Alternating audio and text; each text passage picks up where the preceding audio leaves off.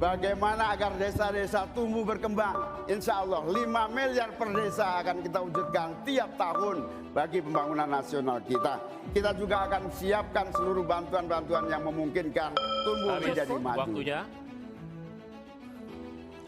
Assalamualaikum warahmatullahi wabarakatuh. Salam sejahtera, Shalom, Om Swastiastu, Namo Buddhaya, salam kebajikan. Indonesia ini negara besar. Kita harus mampu keluar dari middle income trap.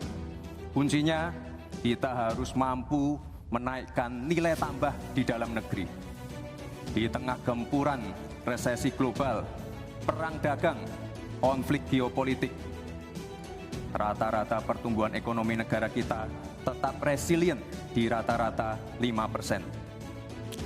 Pertumbuhan ekonomi yang berkualitas didukung dengan penurunan angka pengangguran, angka kemiskinan, penurunan angka Gini rasio, dan juga angka inflasi yang terkendali. Bapak Ibu yang saya hormati, teman-teman sesama anak muda, lalu apa agenda ke depan? Kita akan lanjutkan hilirisasi, bukan hanya hilirisasi tambang saja, tapi juga hilirisasi pertanian, hilirisasi perikanan, hilirisasi digital, dan lain-lain. Kita lanjutkan juga pemerataan pembangunan yang tidak lagi Jawa sentris.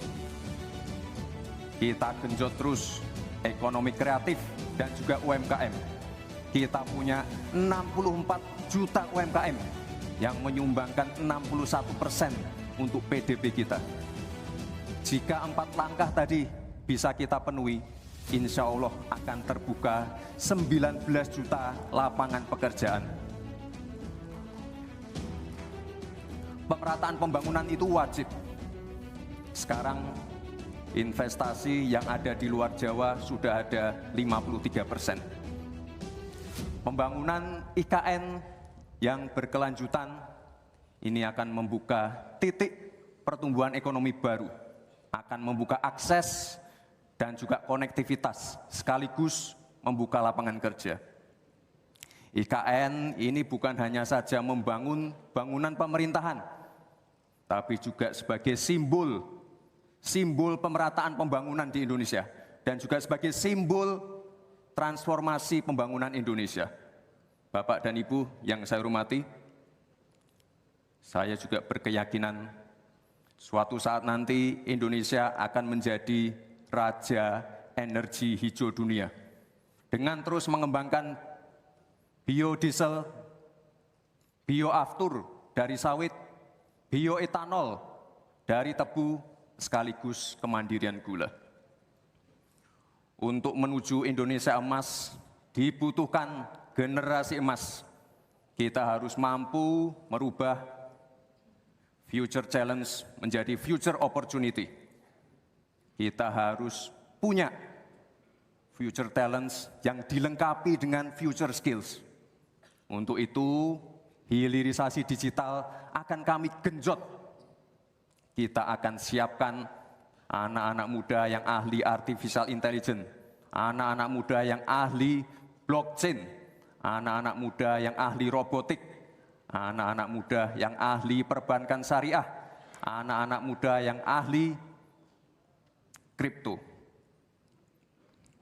Bapak dan Ibu yang saya hormati, narasi besarnya di sini adalah keberlanjutan, percepatan, dan penyempurnaan. Terima kasih. Wassalamualaikum warahmatullahi wabarakatuh. Selamat Hari Ibu, selamat untuk kaum perempuan hebat di Indonesia.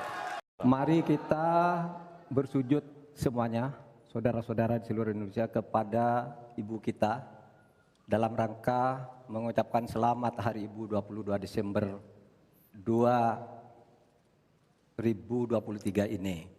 Dan sesudah ini kita lanjutkan pengabdian kita kepada Ibu Pertiwi. Ada yang bertanya kepada kami, mungkin tidak Anda mentargetkan mendapat pertumbuhan ekonomi 7% di dalam 1 tahun. Karena di dalam sejarah reformasi tidak pernah sampai tumbuh sebanyak 7%. Dulu hanya itu dicapai pada tahun 89 sampai 91 di era Orde Baru. Lalu pertanyaan itu saya sampaikan kepada beberapa orang ahli. Lalu mereka mengatakan hanya karena kebodohan kita ini tidak bisa menaikkan pertumbuhan ekonomi menjadi 7% karena kita ini kaya raya dengan sumber daya alam dan sumber daya manusia yang hebat. Masalahnya apa? Masalahnya banyak korupsi dan inefisiensi di sektor-sektor pertumbuhan ekonomi, yaitu di sektor konsumsi, belanja pemerintah, ekspor impor, dan investasi. Jadi dengan demikian karena banyak korupsi, dan itu memang betul terjadi. Coba lihat, berdasar hasil SIGI, Transparansi Internasional, korupsi terjadi di lembaga legislatif, eksekutif, dan yudikatif secara besar-besaran. Korupsi juga terjadi di 3 metra alam kita ini. Kita menginjak bumi, ada korupsi di tanah dan pertambangan. Kita ke laut, ada korupsi di masalah kelautan. Kita melihat udara, pesawat terbang kita, ternyata di udara juga banyak korupsi. Akibatnya apa? Rakyat miskin.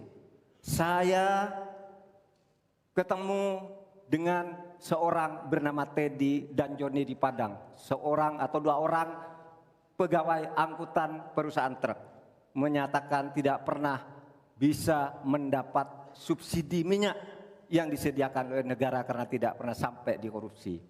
Saya juga ketemu dengan seorang Sri Wulan, anak kecil di Parongpong, Bandung Barat. Dia mengajak saya main layang-layang, katanya, "Bapak, saya ingin terbang seperti layang-layang meraih cita, tapi saya tidak dapat."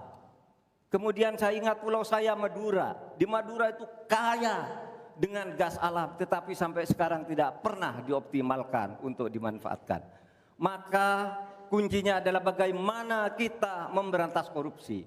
Lalu ada yang tanya kepada saya, "Bapak, kalau Bapak jadi wakil presiden orang takut ditangkap." Saya panggil para ekonom dan para pelaku usaha, "Apa betul Anda takut kepada saya kalau saya wapres?" "Tidak, Bapak. Justru kami perlu seorang penegak hukum seperti Bapak. Karena apa? Kami kalau mau investasi di Indonesia ini diperas. Mau berusaha ini diperas. Kalau kami bayar padahal diperas, lalu ketahuan kami ditangkap katanya kami menyuap." Itulah Indonesia ini pada saat ini. Oleh sebab itu, saudara sekalian, kita harus lawan korupsi. Memembang istilah anak muda, "Hai koruptor, kutabrak kau. Hai wir, mundur kau wir. Nah korupsi, setabrak." Saudara sekalian, ini semua dalam rangka agar terjadi pemerataan seperti ketentuan pasal 3 Undang-Undang Dasar. Di Al-Quran disebut kaila yakuna dolatan bainal. Jangan biarkan kekayaan itu